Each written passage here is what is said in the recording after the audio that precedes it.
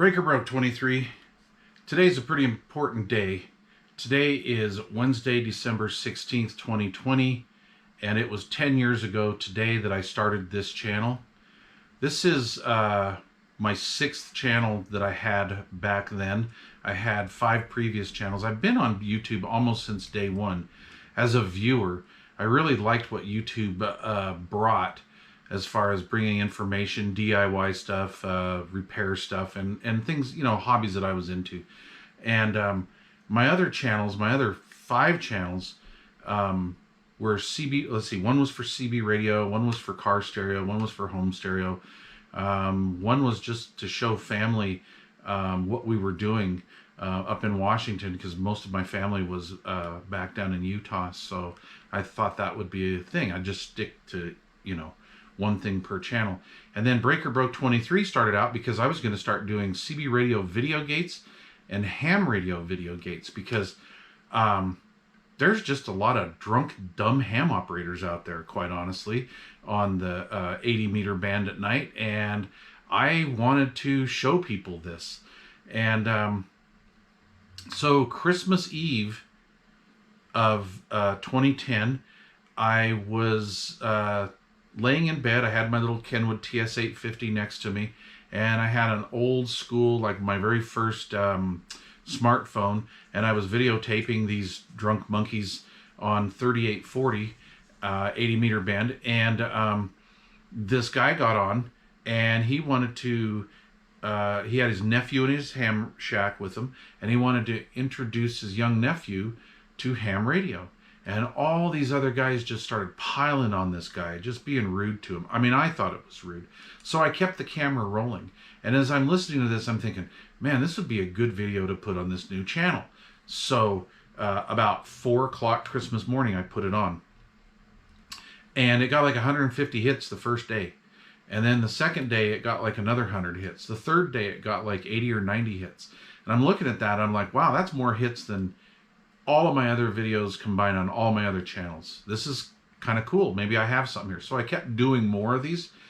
Well, after about a week or so, I got a email from YouTube, wanted to know if I wanted to become monetized. Well, I didn't really understand what monetized was, and I didn't know you could get paid for YouTube. So I did a little bit of research on that, and those were the early days, right? And so I'm like, okay, fine, I'll bite, I'll go for it. I don't really care. You know, I'm going to do this as a hobby. This is my entertainment. Honestly, I got rid of satellite dish back then, and I didn't have really TV because we lived out in the boonies, and so YouTube became my TV, as it has, I think, for a lot of us. And so I filled out the little form on the interweb, and they okayed me, and I got monetized. The deal was, back then, I don't remember them having viewer counts or subscriber counts or anything like that. The deal was, though, you had to generate $100 in ad revenue to get your first check. So I'm like, okay, cool, I don't care. And like 2.5 years later, I got my first $100 check. So I guess my channel really sucked. But yeah, I was having fun. I don't care about the monetization thing. I do remember about 6 months after I got monetized, I went running in the other room, and I'm like, Kim, look at this, check this out. I made 8 cents today, you know. And then like 6 months later, it's like, oh my God, I made 13 cents today. You know, that's really cool. Yeah, so like I say, 2.5 years later, my first $100 check. So in the meantime, I'm doing videos on ham radio video gates. I'm doing CB radio video gates. And then I'm doing CB radio show and tell type stuff way before this happened on Facebook. And what I would do is, I've been eBaying since day one back in the 90s. And what I would do is I would go hunt down CB radios, bring them home, fix them up, clean them up, take pictures of them, do a video of them, put them on YouTube, and then I would list them on eBay, because that was my side hustle. I've always had a side hustle in my life, but the eBay was my side hustle that made actually fairly good money. The YouTube stuff was never meant to be a side hustle. Anyway, so I'm growing in subscribers, and I've got like 150 subscribers, which just totally blew me away. I'm like, why would 150 people want to watch the garbage that I'm putting out? I don't get it, but I'm going to keep doing it because I'm having fun. So you guys that are out there watching this, that want to use YouTube as a side hustle, take note. First of all, don't quit your day job. Yeah, that's my best advice. I'm done. Anyway, because I was employed, I owned my own business and stuff, so I didn't really care about the side hustle money. And the eBay side hustle money was for birthday presents and Christmas and little things that I wanted to buy. Put gas in my 42-gallon gas tank in my Suburban back then when gas was $4 a gallon in Washington State. So anyway, I just kind of did what I wanted to do. And then I put up some DIY videos because I wanted to help other people repair their washers and dryers.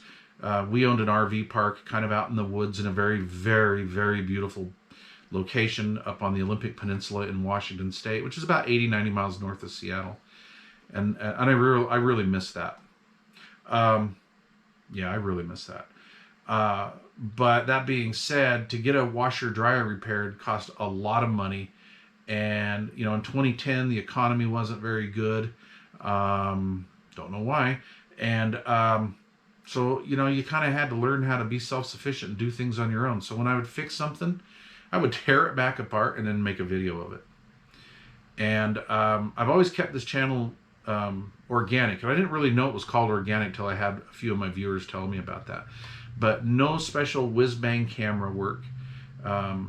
No editing really per se.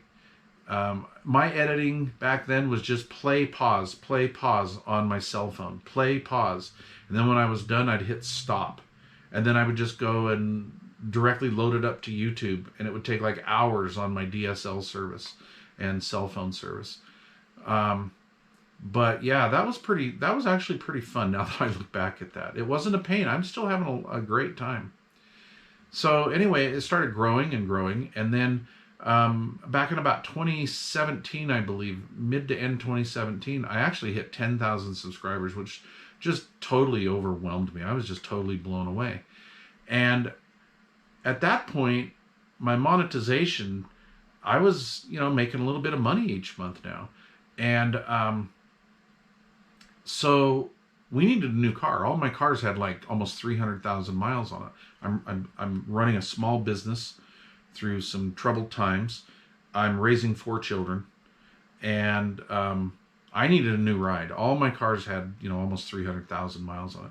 So I went and bought my wife a new car, and I paid about 80% of that car off with my YouTube money. So I may do a video on that, and it's not really showing off or anything like that, but I would like to support or motivate some folks that are out there that, you know, are maybe trying to do this as a side hustle, and let you know that, you know, even a lame channel like mine, you can do it. And I'm sure you guys, if you have good content and stuff, you'll do even better. So I'm thinking about doing that. I shot some video about a year and a half or so ago when I actually paid the car off. And I should bring that back out of the archive and do that. Maybe I will. Anyway, I appreciate you guys sticking with me. Because this is a mix and match channel. I'm breaking all of the rules of YouTube and influencers because they say you're supposed to stick to one niche. But I have a whole bunch of interests, a lot of hobbies. I'm an old guy. I like to play around with small engines, so like lawnmowers, small engines, appliances, car electronics, home electronics, CB radio. I really like that. Yes, I'm still a licensed amateur, but I really do nothing on the ham bends. I started in CB when I was 11, and that's just where I'm at. I have lifelong friends. I have friends out there that I met when I was 11 and 13 years old, and we're still friends. So that's pretty cool. I'm pretty lucky, actually. But yeah, thanks for sticking with me. Without you, there's no me. And, you know, when I do the Bluetooth videos and the reviews, I just want you guys to know straight up, that is my doing. I fund about, well, it was about 80 or 90% of that with my own money, which I get from you guys through being monetized, and then the Amazon influencer links. So if you guys want to go Christmas shopping on Amazon, go to one of my videos and click any one of my links, whether you're going to buy that product or not, and I'll get a small commission. It's literally like 3 or 4% commission, so it's not really a big deal. but it does help. And then I can buy stuff like cameras, and obviously I need some lighting over here.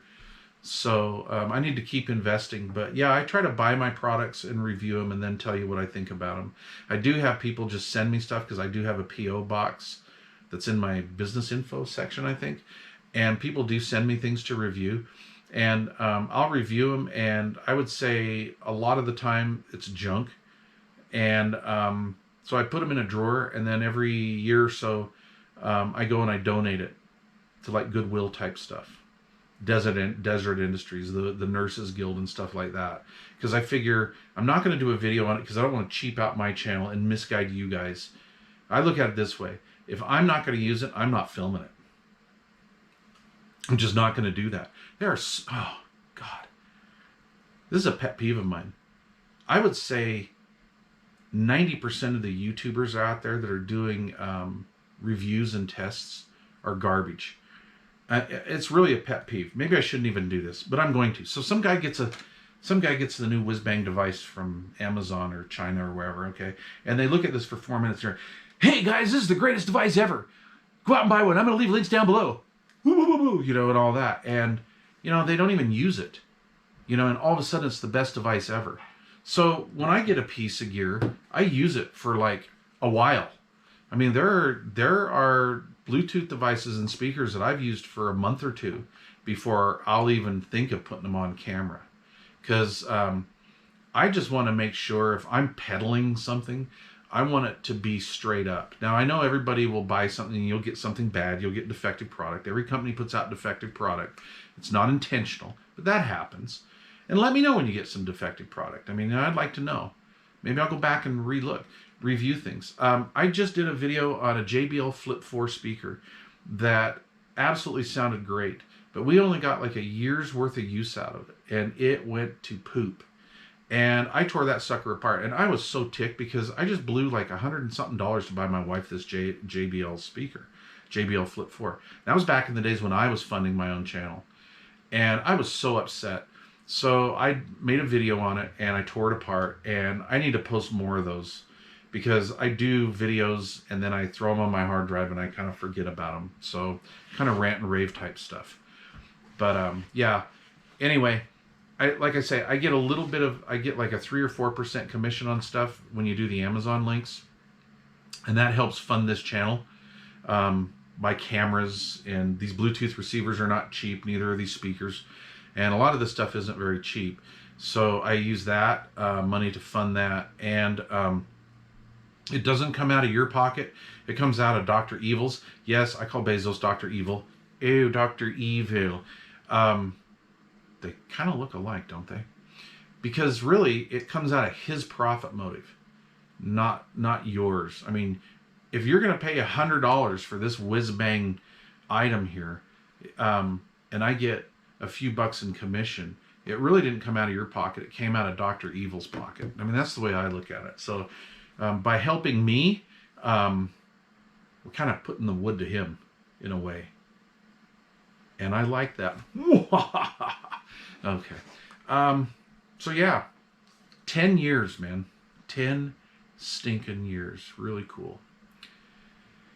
Well, thanks for watching. I appreciate all 20,152 of my subscribers that I currently have. 10,152. Dude, that's amazing to watch a obese old guy ramble on the interweb. Man. Like I said, without you, there's no me. I treat people the way I want to be treated on YouTube.